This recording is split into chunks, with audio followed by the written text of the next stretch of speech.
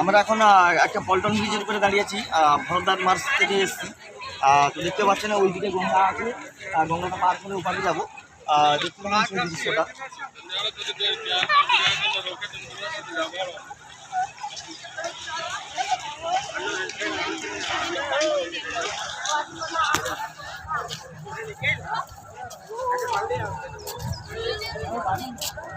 গঙ্গাজি এদিক থেকে আসছেন, ওইদিকে যাচ্ছেন, ওইদিকে সঙ্গম। কত মানুষজন দেখতে পাচ্ছেন আজকে।